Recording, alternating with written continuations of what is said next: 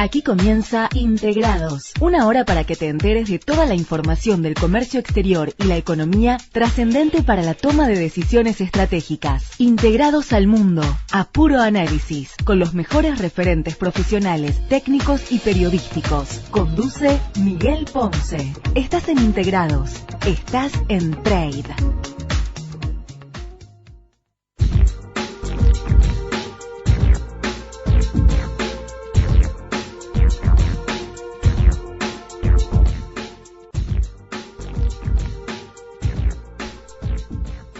Amigos, muy buenas tardes. Esto es Integrados. Como todos los jueves los vamos a acompañar de 16 a 17 horas aquí por Radio Trade.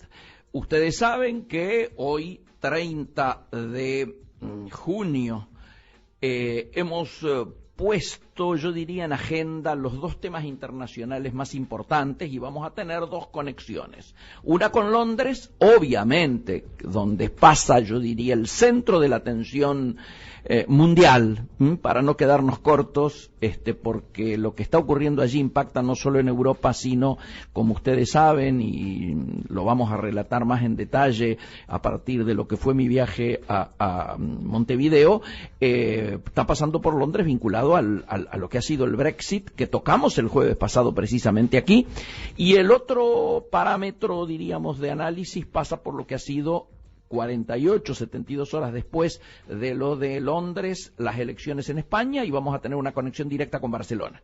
La conexión con Londres, obviamente, con quien analizáramos lo que podía ocurrir el jueves pasado, que es precisamente Estela Maris. Si todo anduviera bien, Estela debiera estarnos escuchando directamente desde Londres. ¿Es así, Estela? Sí, te estoy escuchando bien. Magnífico, magnífico. Acá está saliendo al aire perfecto. Obviamente lo primero, porque recordemos, el jueves pasado a esta hora se estaba votando aún en Inglaterra, lo primero sería un resumen y un pequeño análisis de los resultados, pero lógicamente, como todo el mundo está enterado de lo que ha sido el resultado del Brexit, me interesa mucho lo ocurrido después y sobre todo las consecuencias y dónde estamos parados ahora, porque lo caliente, después de todos los artículos que han aparecido en los diarios de hoy, y que nuestros oyentes por supuesto están enterados, es un poco saber dónde estamos parados ahora y qué puede ocurrir, ¿no? Adelante. Sí, no, hoy ha sido un día, pero tremendo, porque vos me pedís que te resuma, pero parece que, como en un libro de historia, esto serían 2 capítulos, porque desde las elecciones hasta ahora, cada día son interminables, intensísimos, uno se siente que está en la cresta de la historia, realmente, porque es una cosa que, primeramente, para este país, que es tan supuestamente organizado y fruncido, por decirlo de alguna forma, es el descalabro total. Hoy exactamente se presentaban los candidatos conservadores que iban a disputar la elección porque Cameron renunció luego del referéndum, y en 3 meses sale. Entonces hay que elegir quién lo sigue para continuar el mandato, ¿no? Correcto.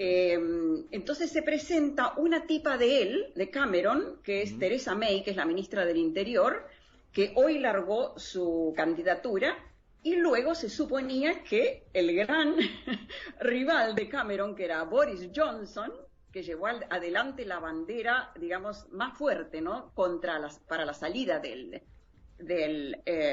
la Unión Europea, sí. Porque no sé si vos recordás que eran 3 personas las que llevaban adelante la campaña. Una, el facho del partido nacionalista nazi, diría yo, porque es tremendo el que lo habrán visto en la comunidad europea, que era una vergüenza escucharlo hablar insultándolos a todos. No sé si lo vieron a esa parte. No se ha visto aquí, no ha trascendido mucho. Sabemos todos de las características del caballero, que ahora ha dicho inclusive que no tiene respuestas. Tremendo. No, es tremendo. No sé por qué, si él quería salir, se presentó a la reunión ayer de la Unión Europea y los insultó de arriba abajo. Le dijo: yo hace no sé cuántos años vine aquí como parlamentario y les dije que mi campaña era para ayudar a Inglaterra a salir de la Unión Europea. Y todos se rieron de mí, dijo él. Ahora nadie se ríe, ¿no? Claro, Así. Claro, Ustedes que nunca han trabajado en su vida. No, los insultó de arriba abajo, era una cosa que no se podía creer, no se podía creer. Claro. Bueno, luego estuvo Cameron también, que fue su última reunión, la última cena, como claro. decían, ¿no? Porque a partir de ahora se empiezan a reunir a puertas cerradas de Inglaterra. El problema está, lo que estaba viendo cuando llego ahora, que los daneses, el líder danés Geert Wilders, ¿sí? que también de bastante derecha, votaron en el Parlamento, parece que el 90% está de acuerdo que en la primavera va a haber un Nexit. Qué bárbaro. O sea, otro plebiscito para salir. Para Holanda salir, sí.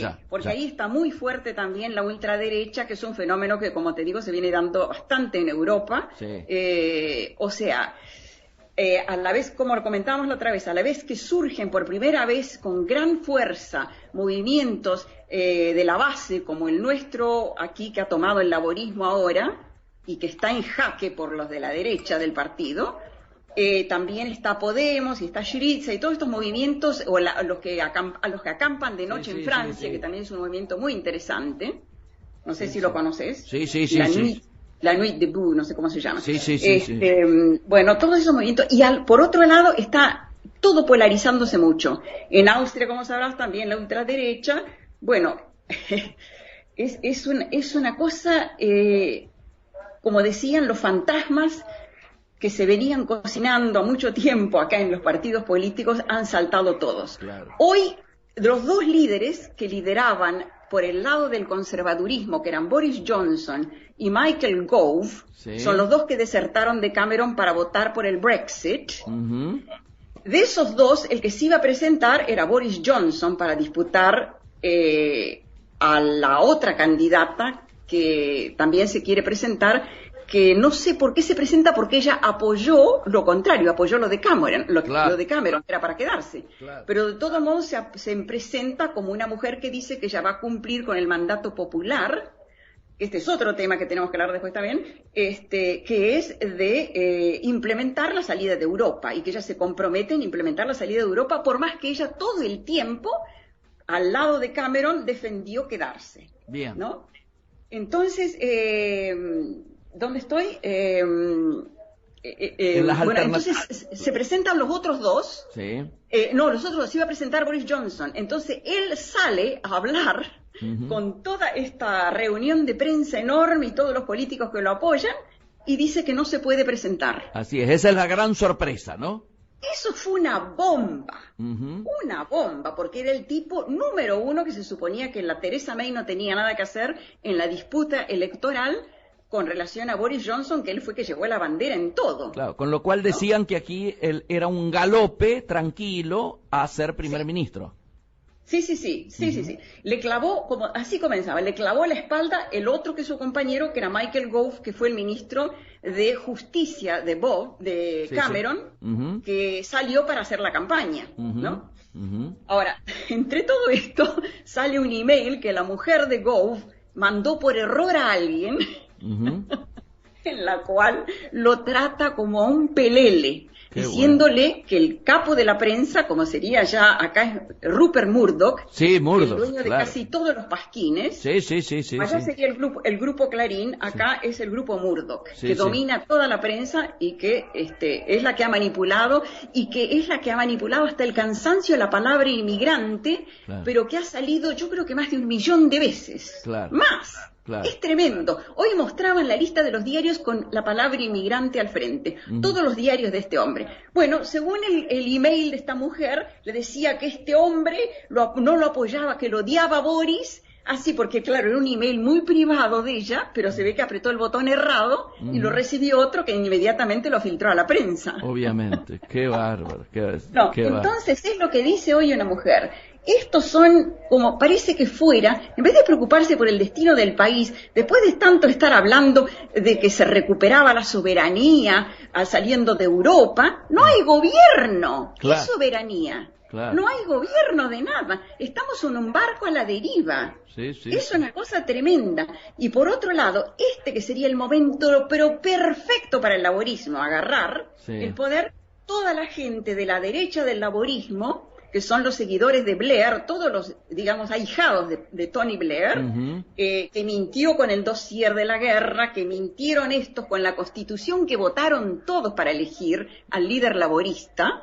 No sé si estoy hablando muy rápido, pero todo el Partido Laborista votó una Constitución por la cual los miembros pueden elegir a su líder. Así es. Ellos la votaron, los blairistas. Claro. Les salió el tiro por la culata, eligieron un tipo que no querían y ahora... Pero además lo eligieron... Perdón la palabra, se cagan en la Constitución. Claro. Pero además lo eligieron por el 60%, ¿no? Claro, una cosa sin precedentes, sin precedentes. Entonces ahora nos trata, porque yo estoy obviamente con Jeremy Corbyn, nos trata como de los infiltrados del partido. Increíble. Es una cosa terrible. Hoy vengo de un gran homenaje que se ha hecho a una persona que también conocías, que es Lord Avebury. Lord Avebury, que estuvo en Argentina. Estuvo en Argentina, que fue en la primera delegación de Amnistía Internacional con unas medias rojas y fue acusado de comunista. Me acuerdo, apareció andando en bicicleta en las calles de Buenos Aires con medias rojas y esa fue la imagen que nos quedó a todos. Sí.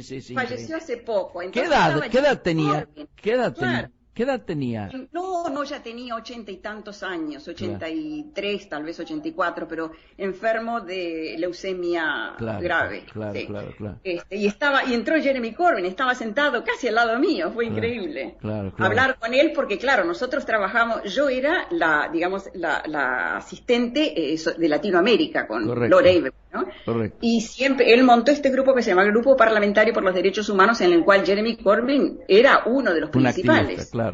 Ahora, entonces, el mejor discurso fue fue divino. Te hago una pregunta. Lo que todo el mundo está preguntándose acá es un poco, ¿cuáles son los cursos de acción? ¿Qué puede llegar a ocurrir? Porque están apareciendo en los diarios argentinos, en prácticamente todos, el hecho de que se estaría buscando torcer la voluntad del plebiscito de la semana pasada o ver la manera de anularlo a partir de que constitucionalmente no es obligatoria el cumplimiento. Ni ley. Ahí está. ¿Cómo sería? Es una consulta popular. Así es. Esto, y no es mandato ni ley. Pero hoy estaba leyendo aquí a un periodista que me gusta mucho, que te lo voy a mandar, que se llama George Monbiot, que él lideró acá un movimiento que se llamaba un movimiento antiglobalización, que en su época tuvo mucha fuerza, pero luego se disolvió. Decía, echemos a todo el electorado y nombremos a uno nuevo. ¿Cómo todo el electorado? En referencia, me pareció genial la frase de entrada. Pero lo que pasa es que aquí, fíjate lo que pasa, el Parlamento nuestro, creo que en un casi, te diría, 3/4, está, no, tal vez menos, tal vez sería, pero es una gran mayoría del Parlamento que está en contra de la salida. Correcto. O sea, si uno tomaría un voto de todos los parlamentarios, estarían por mayoría en contra de salir de la Unión Europea. Ya. Y la gente a favor, por un 3%, ¿no? La gente que votó. Y la gente que votó en el plebiscito por un 3% para salir. Correcto. O sea, el Parlamento opuesto a la voluntad popular. Increíble. Y nosotros, como laboristas, tenemos que la gente, por un 60%, vota mayoritariamente al líder. Y los parlamentarios votan en contra. Es impresionante. Fíjate el paralelo de estas dos situaciones. No, además habla claramente del divorcio de la dirigencia con la sociedad. Total. Hecho que no es único. No, porque dice así, estos son los niños de Oxford, porque acá la mayoría de los políticos son toda gente de la élite de Oxford, ¿no? Oxford y Cambridge. No hay casi ninguno que represente a las clases, digamos, medias o populares, a las clases a los operarios, nadie. Nadie. Claro. Entonces, es más, hay uno que se está ahora con Corbyn, que es un minero, que es fantástico, que es Dennis Skinner, pero ya está viejito, es de la época de Tony Benn, pero es un líder de la gran revuelta de los mineros aquí, que fue histórica. Sí, claro. Claro, entonces, contra la Thatcher, y bueno, pero de esos hay uno o dos, y se le ríen cuando habla, es una cosa terrible, porque cuando uno ve los debates del Parlamento, son todos niños de la escuela privada, peleándose uno a los otros. Sí. Todos hombres, es tremendo, es tremendo. Ayer, por ejemplo, a Cameron le gritó a Jeremy Corbyn, pero hombre, por Dios, ¿por qué no te vas? Sí. Lo que ocurre, Estela, perdóname, lo que ocurre es que quedaron vacunados contra las mujeres después del paso de la Thatcher. Bueno, sí. Pero fíjate vos cómo lo trata esta mujer al tipo en el email. Es tremendo. No, si tuvieras el email del hombre que se candidatea ahora, el que le dio la puñalada a Boris Johnson, el email es, ni la Thatcher hubiera podido escribir una cosa así. Sí, me imagino. Como un pelele total, claro. Total, hace esto, anda para allá, hace lo otro. Claro, qué bueno. Tremendo. Qué bueno. Bueno, pero volvíamos a la pregunta que yo te había hecho. ¿Cómo crees que va a evolucionar en el corto plazo esta situación? Bueno, yo te puedo decir lo que dijo, por ejemplo, la mujer, porque los que van a negociar la salida del Brexit son los nuevos conservadores que salgan los que van a reemplazar a Cameron. Correcto. La Theresa May, que es del lado de Cameron y que se presenta ahora se presenta como candidata diciendo que ella va a seguir la voluntad popular, porque si no, no la vota nadie, por supuesto, y que va a llevar adelante las negociaciones y que ella es la cara más respetable porque pensaba que Boris Johnson se iba a presentar, que el otro es un payaso. Peligroso, pero un payaso. Y que entonces, y como ella ya la conocen a nivel internacional y todo esto, que en fin, que ella iba a tratar de negociar y que, pero que esto no iban a apretar el botón, porque esto parece una bomba, del artículo 50, que sería la decisión política, del Tratado de Lisboa hasta Navidad. Vos imaginate en Europa tener colgado a toda Europa sin ninguna decisión hasta Navidad. No, que además va en contra de lo resuelto por Unión Europea de que aceleren la salida. Por supuesto. Claro. No, esto es terrible porque el que más quiere acelerar es Francia. ¿Más que Alemania? Más que Alemania. Alemania quiere demorar, sí. Yo lo que escuchaba, sí, a la Angela Merkel, ella es mucho más diplomática, en cambio Hollande, como él tiene las elecciones ahora... Claro, necesita urgentemente aquietar el ambiente. Claro, ayer cuando habló el facho en el Parlamento Europeo, la única que salió a aplaudir fue Marine Le Pen, que también estaba ahí. Claro, sí. No, la situación es muy compleja. Para mí... puede ser que la derecha, ojalá me equivoque como que me equivoqué antes, Marine Le Pen toma a Francia, sin duda, porque Francia está en fuego. Bueno, vos sabrás, no me quiero meter mucho en ese tema porque... pero lo que de acá se ve es que la situación es tremenda. Contanos algo que ha empezado a trascender acá, que es en la cotidianidad, en la calle, alguna suerte de ataques que está habiendo de tipo racistas. Terribles, sí. Por eso decía esta mujer que es increíble el contraste de estos hombres parlamentarios de la alta clase discutiendo estas pelotudeces en el Parlamento y clavándose cuchillos uno a otro cuando los niños están muertos de miedo en una escuelita española donde ayer les pintaron la pared para que se vayan. Claro. Y la maestra decidió que los uniformes de los chiquitos que iban a ser españoles, porque ahí enseñan español, no los iban a poner más para que no los distingan. Esto te estoy hablando de gente española, ni siquiera negra, que ya ha sido agredida mucho por la calle, porque la gente se ha sentido, sobre todo, digamos, no la mayoría, por supuesto, pero hay grupúsculos de extrema derecha que son los que siguen a este hombre que reemplazó al Frente Nacionalista, que era directamente nazi, ¿no? Que era muy fuerte. Este hombre de UKIP, que es el grupo nacionalista que hay, ultranacionalista que hay, el de Nigel Farage. Esta gente, como lo ven al tipo gritar en la Unión Europea de esa forma tan absurda, ellos también se sienten completamente con carta abierta para entrar a agredir a cualquiera. Ayer se sentó un tipo en el metro y me empujó con el codo. Mira, además anda vestido con la bandera, la Union Jack, que es la bandera esta roja. Te aseguro que dan miedo. Además, no solo de eso, hay una guerra generacional muy interesante, porque se cree que más o menos el 70% de los que votaron para salir son viejos. Creo que esto te lo comenté en un email. Sí. Entonces se dio también en un autobús donde yo estaba, una viejita pidiéndole el asiento a un muchacho joven y le dijo: a ustedes que me arruinaron la vida y el futuro. Muéranse todos, así le grité. Qué curioso, ¿no? Qué cosa curiosa. La guerra del cerdo. Claro, y son fenómenos a los que uno no está acostumbrados y por supuesto que, como siempre, se pierden los equilibrios y se pierden las equidades y suelen pagar a veces justos por pecadores, ¿no? Exacto. Todas las generalizaciones. Yo como te comentaba, toda esta gente que está en casa, estos viejitos, que acá hay muchos viejos, porque acá digamos, el margen de vida ha aumentado una barbaridad, ¿no?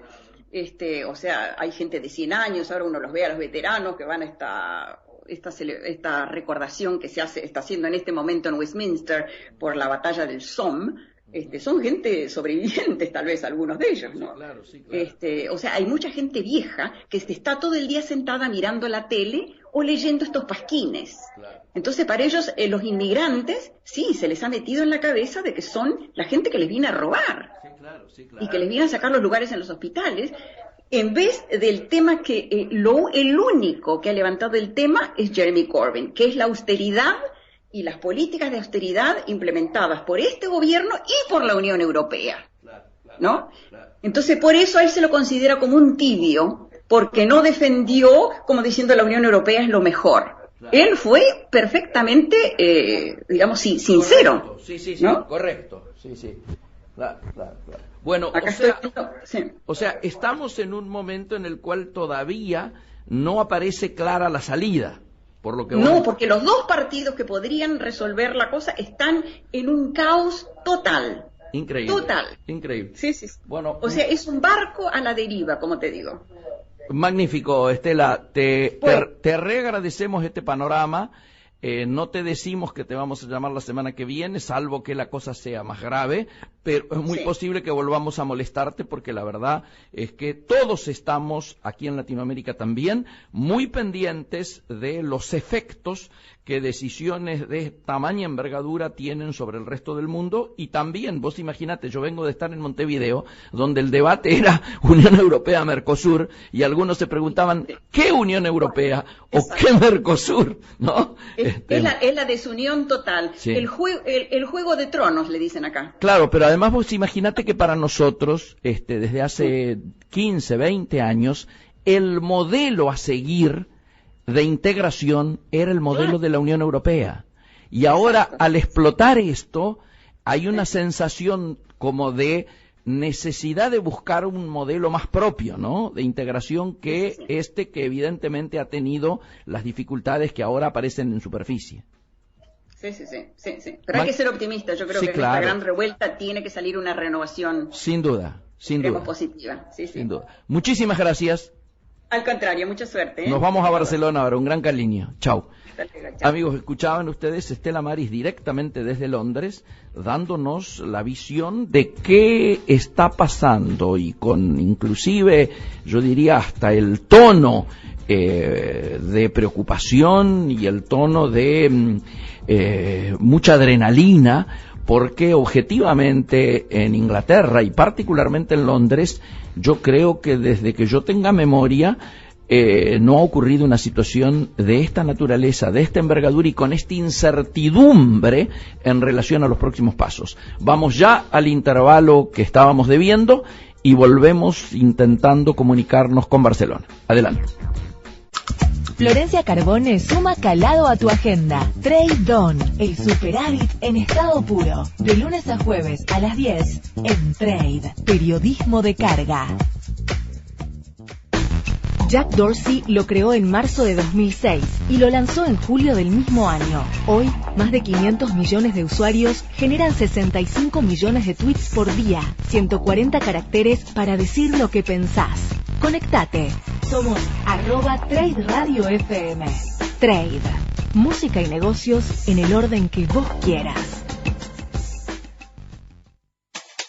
Baxa. Terminal portuaria. Miembro del Hutchison Ports, líder mundial en inversión, desarrollo y operación de puertos, con presencia en Asia, Américas, Australasia, Europa, Medio Oriente y África. Buenos Aires Container Terminal Service Sociedad Anónima, BAXA.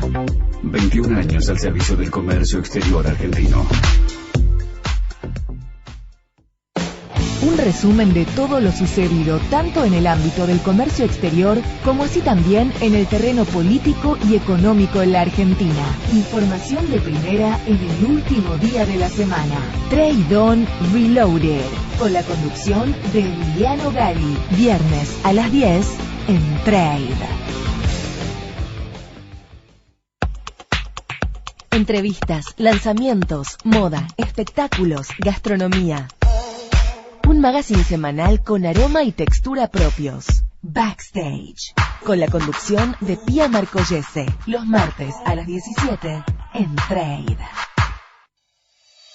TC2 Mar del Plata, terminal de contenedores habilitada como depósito fiscal. Un emprendimiento privado operando con los principales armadores del mundo: Maersk, MSC, Hamburg Süd y Maruba. Contamos con importantes ventajas de carga reefer y mano de obra calificada. Ampliar y diversificar el movimiento de cargas en el puerto Mar del Plata son los vectores permanentes de nuestra terminal. TC2, terminal de contenedores de Mar del Plata, al servicio del comercio exterior argentino.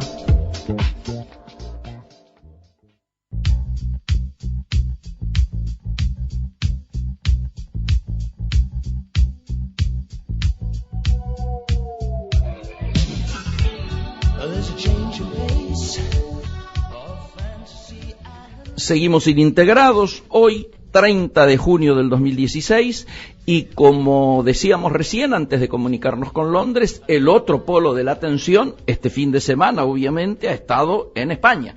Y directamente desde Barcelona, quien habitualmente molestamos para que nos pasen limpio un poco el cuadro de situación de lo ocurrido este fin de semana, y sobre todo, porque viene acertando, yo diría casi con una certeza del 100%, el amigo Gustavo Asís. Gustavo, ¿nos escuchás bien? Los escucho perfectamente y buenas tardes a todos los radioyentes. Muchísimas gracias. Gustavo, recién hablábamos con Londres y nos comentaban la particular situación que se está viviendo allá. Yo quiero primero que vos nos digas lo que se está viviendo en España a partir del tema electoral, y luego que unamos estas dos situaciones, la del Brexit y su impacto, la de España, cómo se está viviendo, y que hagas una proyección. Luego, insisto, después de tocar la realidad particular española postelectoral, y podamos mirar un poco hacia adelante la probable evolución. ¿Sí? Adelante. Sí, bueno, el día siguiente de las elecciones anteriores, el análisis daba como que no se iba a poder conformar gobierno debido a que la correlación de fuerza entre todos los partidos que se habían presentado no conducían a ninguna parte. Hoy estamos en la misma situación, en donde los vetos de uno a otros sigue estando en pie. Es muy difícil que se conforme un gobierno. Lo que sucede es que todo esto tiene un límite. Claro. O sea, aquí pueden hacer todo tipo de cavilaciones, de disquisiciones sobre por qué no voy a apoyar al otro, pero aquí hay una realidad que se llama ingobernabilidad o desgobierno, que se tendrá que solucionar a la brevedad. El problema es que, en función del discurso de cada uno de los partidos, evidentemente no llama a la esperanza de que eso pueda llegar a suceder. Sobre todo porque el Partido Popular ya en sí mismo encierra algo que la mayoría de los españoles no quieren, que es la corrupción. Si bien ha crecido, tal como habíamos vaticinado en su momento, creció a nivel de votantes y de escaños, pero no es lo suficiente para gobernar, ni siquiera creo que lo podría hacer en minoría. El partido de Ciudadanos, que sería el apoyo más razonable, ya que está dentro del espectro de la derecha, no creo que esté por la labor, por lo que encierra en sí mismo el Partido Popular en cuanto a corrupción y en cuanto a todas las medidas que ha ido tomando en estos últimos años de destrucción del estado de bienestar en España. Por el otro lado, el Partido Socialista no creo que esté en la labor de inmolarse en una gran coalición al estilo Alemania, Claro. lo cual me parece absolutamente improbable debido a que las bases del partido se sublevarían y se terminaría el acto de conducción. Y por el otro lado tenemos a Podemos, que no creo, obviamente no va a estar, debido a que ellos tienen una visión completamente diferente, que se trata de hegemonizar todo lo que se pueda. Han fracasado dentro de esta concepción, pero para que te hagas una ubicación, es como es una suerte del partido peronista en España, ¿no? O sea, en donde lo quieren abarcar absolutamente todo, por lo tanto es un potpurrí ideológico bastante complicado, ¿no? Entonces eso yo no creo que conduzca ni siquiera a la conformación de un gobierno de izquierdas o de centro izquierda, ¿no? Ahora, ya hubo en su momento esa posibilidad y que fue bastardeada y bombardeada por esta gente, ¿no? Ahora, desde afuera, desde fuera de España, la situación que aparece como más, no diría incómoda, pero como más determinante, y por lo tanto sobre la que hay más expectativa, es sobre la llave que tiene el Partido Socialista para elegir entre esto que vos bien decías, las bases no soportarían, que es hacer un gobierno de amplia mayoría nacional, que podría denominarse un gobierno de salvación nacional o lo que sea, con el PP, o armar un gobierno de izquierda precisamente con Podemos. Y por lo tanto se mira con más atención las declaraciones, las posiciones, los pronunciamientos del Partido Socialista que del resto de las otras fuerzas. Bueno, es lógico porque efectivamente a nivel de bloque parlamentario es el segundo. Sí. Sumando Partido Socialista y PP, obviamente tendrían la mayoría suficiente para imponer un gobierno. Yo no creo que en esta posibilidad sea real, sea cierta. Absolutamente.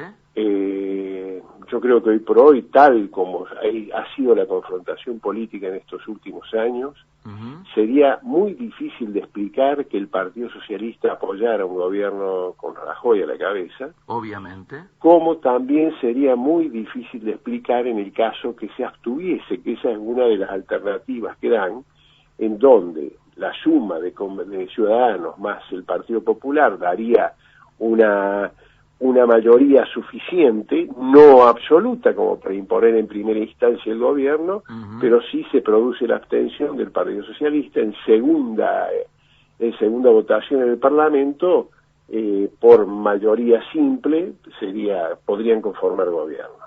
Yo creo que ni siquiera esa alternativa, que sería la salida más suave para el Partido Socialista, creo que esa alternativa tampoco sería posible de digerir por la militancia del Partido Socialista. Pero ¿y entonces vos estás viendo nuevas elecciones?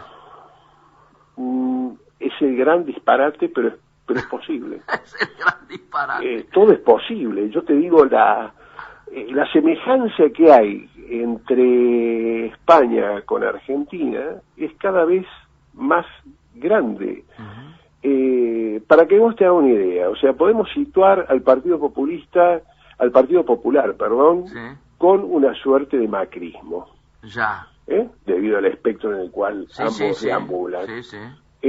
A Ciudadanos lo podemos llamar una especie de partido radical línea Sanz. Bien. El Partido Socialista, obviamente, podríamos hablar de un radicalismo, Stolbizer, en fin, todos los sectores progresistas. Claro. Y el podemos hablar del Partido Peronista, con toda toda esta suerte de gran contradicción que arrastra. Te digo, por el discurso de Podemos va desde sectores que dan un discurso liberal, otros que dan un discurso nacionalista, otros que dan un discurso de izquierda, otros que están ya deambulando en la periferia del Partido Comunista. O sea, por lo tanto, es muy próximo a lo que nosotros hemos conocido como kirchnerismo, ¿no? Sí. O sea, lo abarca todo, pero en definitiva no es nada. tratar de conformar un gobierno que aglutine alguna de todas estas patas, de estas 4 patas de esta mesa, es muy difícil. O sea, es una mesa que tiene 4 patas, pero que en definitiva no tiene ni una. O sea, el tablero de la mesa sigue estando en el aire.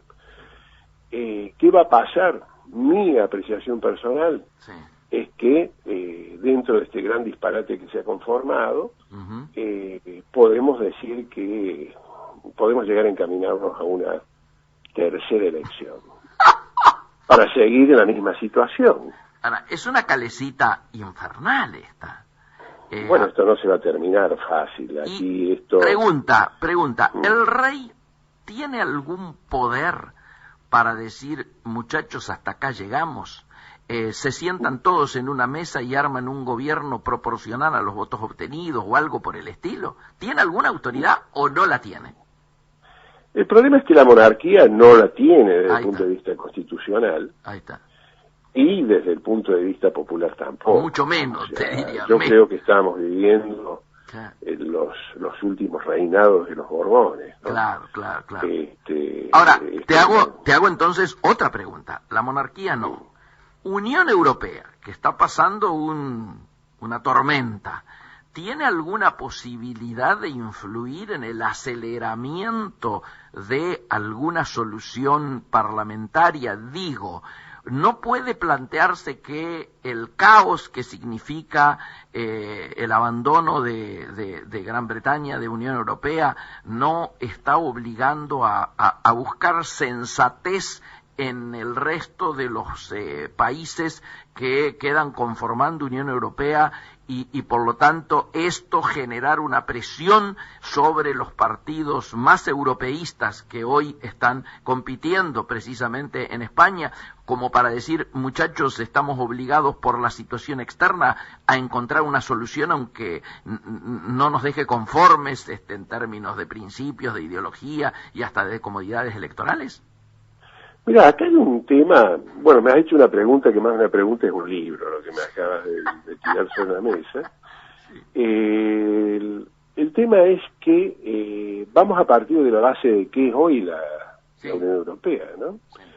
Las contradicciones que arrastra, por un lado, y los nuevos actores que empiezan a aparecer en diferentes países, como puede ser Holanda, como puede ser Francia. O sea, Francia estamos viendo ya los últimos estertores de un gobierno socialista para pasarnos al populismo puro y duro.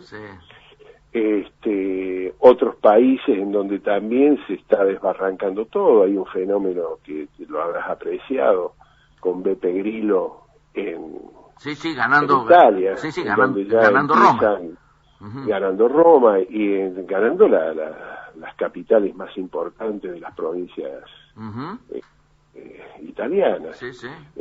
Podés ver en Bélgica también la Asunción. En Austria están a punto de conformar gobierno con la derecha. Sectores populistas. O sea, yo cuando hablo de populismo me estoy refiriendo a lo que nosotros conocemos como populismo, que en definitiva los europeos recién ahora lo empiezan a probar de esta medida. Así es, no habían escuchado hablar de la CLO y ahora lo están conociendo. Exactamente, uno de los grandes perversores ideológicos. Yo creía que teníamos otros más chiquitos, pero al final terminamos conformando uno grande. Claro.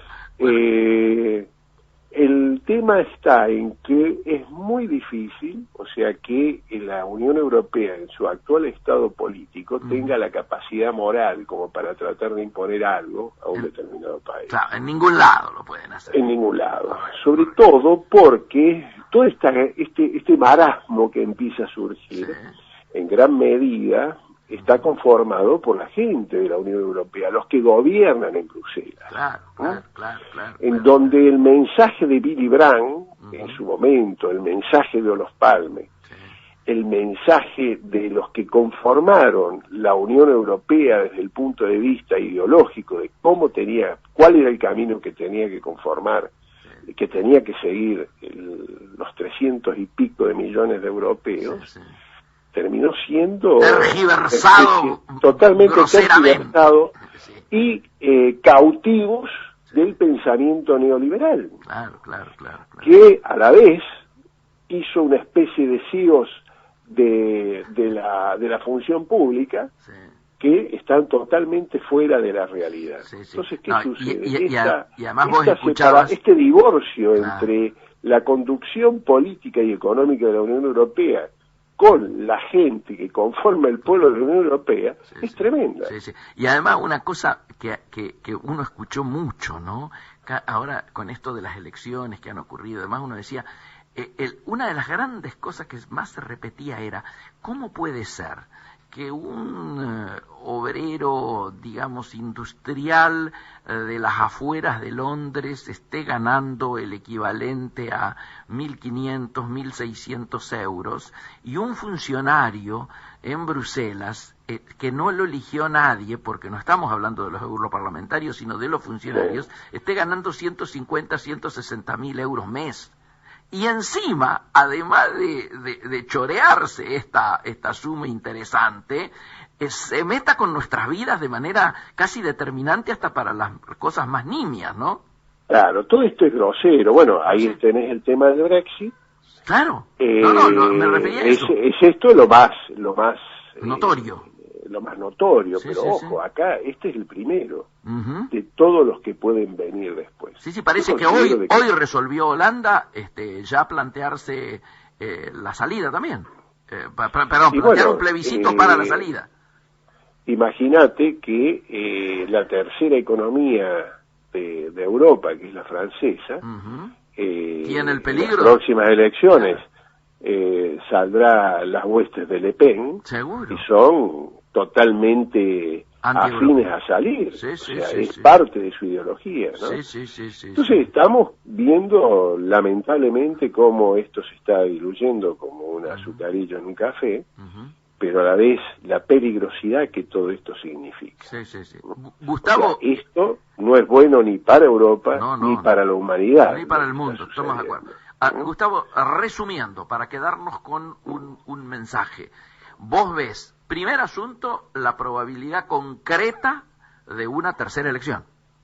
Existe esa posibilidad debido a tal como está hoy conformado el discurso de cada uno de los partidos y la posición de cada uno de los partidos. Y a creo que esto son irreductibles. Claro, y a esta posibilidad vos le asociás la principal probabilidad. Sí. Bien. Acá, en términos económicos, si bien está empezando a dañar sustancialmente la economía española, Uh-huh. La gente no lo está visualizando debido a que no deja de ser un estornudo más en esta gripe en la que está inmersa España, ¿no? Obviamente. A largo plazo las consecuencias pueden llegar bastante complicadas. Ya. Lo que pasa es que comparativamente con las economías de otros sitios, Uh-huh. La española goza de una relativa buena salud. Es una gripe controlada en unos 39 grados, no se pasó a los 41. Correcto. Y todo el tema de lo que se viene a nivel de crisis dentro de Gran Bretaña, Uh-huh. lo visualizan como que lo que está pasando acá es peccata minuta. Correcto. O sea, no amerita como para empezar a los gritos, ¿no? O sea, no levanta pánico en este momento. Ok, magnífico. Pero no le veo solución a largo plazo, al medio plazo a esto. Buenísimo. Gran resumen, Gustavo, y te vamos seguramente a volver a molestarte. De acuerdo, muchísimas gracias, Miguel, y un abrazo a todos los que están escuchando este programa. Perfecto. Hasta la próxima. Amigos, hasta la próxima. Ustedes escuchaban directamente desde Barcelona Gustavo Asís, a quien habitualmente cuando ocurren estas temáticas solemos molestar para tener la brillantez de un panorama como el que nos describiera. Hacemos el último intervalo y volvemos para el cierre del programa. Primer programa de la radiofonía argentina en simultáneo desde Sao Paulo y Buenos Aires. Actualidad y Mercosur, los lunes a las 19 en Trade. All veils and misty, streets are blue. Almond looks that chill divine. Some silky moment goes on forever.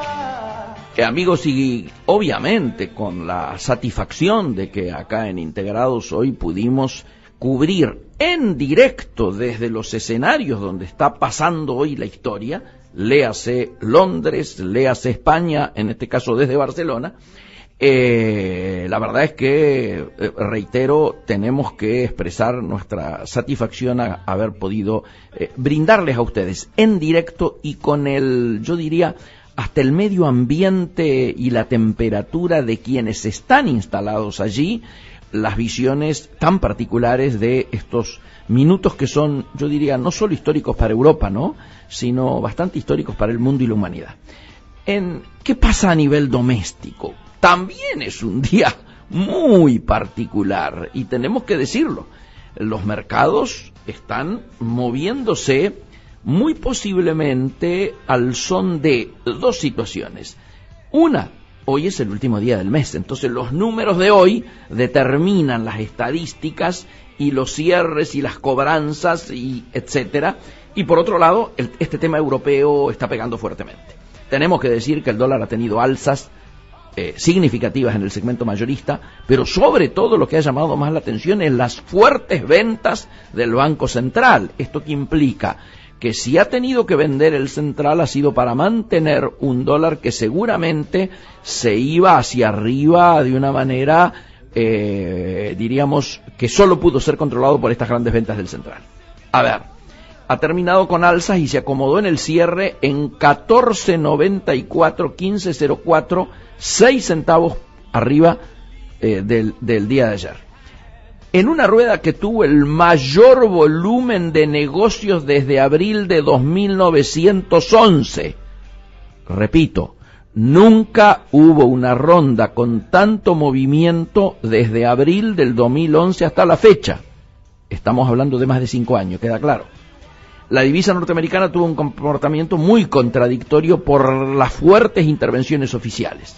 Los precios tuvieron un recorrido que partió de mínimos de 14.91 por unidad, que se anotó cuando abría la rueda, ¿no es cierto?, hasta máximos que tocaron los 15.04 en los momentos próximos al final de la jornada. Desde el inicio del día, el Banco Central actuó con mucha intensidad, abasteciendo todos los pedidos de compra que buscaban cobertura con divisas, acotando la fluctuación del tipo de cambio en un rango que se mantuvo, mientras duró la intervención oficial, en torno a 14.91, 14.94. Sobre el final del día, el desplazamiento de la banca pública, o sea, se fue de la oferta, generó un reacomodamiento que empujó la cotización hacia los niveles más altos del día, que finalmente fueron los que se reflejaron en el cierre de hoy. El total operado en la fecha ascendió en el segmento de contado a 1.112.274.000, a lo que hay que agregarle otros 834.700 millones operados en los mercados a futuro, que incluyen la actividad del Banco Central en todos los segmentos. Es decir, según estimaciones de fuentes privadas, la autoridad monetaria hoy desembolsó arriba de 530 millones de sus reservas con el propósito de mantener acotada la evolución de los precios en el día de hoy.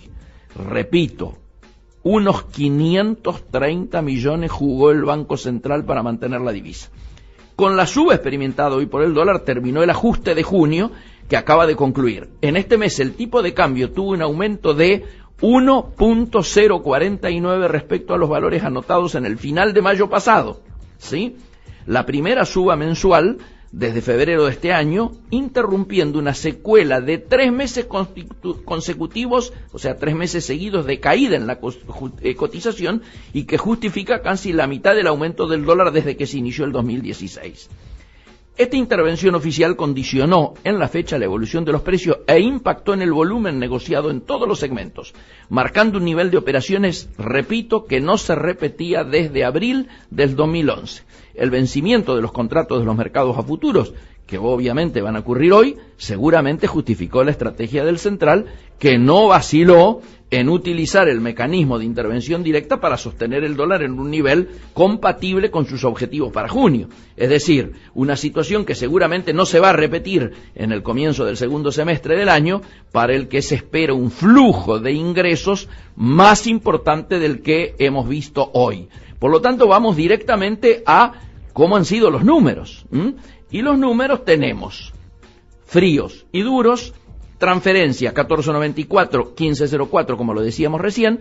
El dólar billete operó en 14.80, 15.20, fíjense, una brecha importante. El precio de referencia del central estuvo en 14.92 y volvemos a lo que siempre nos interesa más, los ROFEX. Fin de junio dijimos 14.92, más o menos la pegó. Fin de julio estamos hablando de 15.35, fin de agosto 15.71 y ya en septiembre estamos en 16, con 4 meses seguidos en 16. Septiembre cerraría a 16 exactos, octubre a 16.25, noviembre a 16.50 y diciembre, fin de año, a 16.70. Se confirma lo que venimos hablando de que va a haber un alza interesante, pero no rompería el techo de los 17, que era un poco el valor que algunos sectores que están reclamando por una suerte de retraso cambiario vienen planteando como piso. Los sectores industriales que están queriendo exportar más y que están basando una mejora rápida de la competitividad a partir de la competitividad cambiaria solamente, están pensando en un piso de 17. Bueno, les damos la noticia que a diciembre, hasta hoy, de acuerdo a las políticas llevadas hasta el presente, estaríamos en 16.70. Nos parece importante que hoy hayamos podido tener esta visión internacional tan completa, porque de acuerdo al viaje que yo acabo de tener a Montevideo con la canciller Malcorra y el canciller de Argentina y el canciller uruguayo Nin Novoa, el impacto del tema europeo sobre el comercio exterior y particularmente las negociaciones Unión Europea-Mercosur están absolutamente condicionadas a esto que hoy hemos estado tocando, a cómo evoluciona. Pero particularmente en el caso argentino, señores, si bien no hemos tenido un impacto directo preocupante y se han minimizado los costos de lo ocurrido en Europa, lo cierto también es que muchas de las inversiones esperadas, la famosa lluvia de dólares, se va a ver demorada. ¿Por qué? Porque la reacción de todos los actores ante situaciones como la de Europa, particularmente ante las situaciones de Inglaterra, es, diríamos, parar y mirar. O sea, estar en una situación de todo lo que iba a hacer, por las dudas lo paro. Miro a ver cómo se acomodan los melones en el carro a medida que seguimos avanzando, y en función de ese reacomodamiento de los melones tomo mis decisiones. Entonces, el que tenía pensado invertir hoy en la Argentina, u hoy en la región, u hoy en cualquier parte del mundo, dice, esperemos. Sobre todo teniendo en cuenta dos hechos. Uno, la subida, la revalorización del dólar frente al resto de las monedas, y segundo, que el lado positivo que ha tenido esto para nuestra región particularmente, en evitar y en captar reservas que podían haber venido hacia aquí, o depósitos o inversiones que podrían haber venido hacia aquí, es que la Fed no puede aumentar sus tasas de interés. Las tasas de interés se van a seguir manteniendo, de manera tal de que esa situación no va a ser un elemento que impida que las inversiones pudieran venir. Si el tema se aquieta y somos inteligentes como región en dar señales positivas y en volver a recalcar que ante situaciones de crisis en otras regiones, la región nuestra, Latinoamérica, aparece como una instancia interesante, podemos llegar a captar las inversiones que todos estamos deseando y esperando. Exactamente, casi las 17 horas, estamos despidiéndonos hasta la semana que viene con esto que venimos haciendo aquí por Radio Trade, ¿no es cierto?, que es Integrados. Hasta entonces. Esto fue Integrados.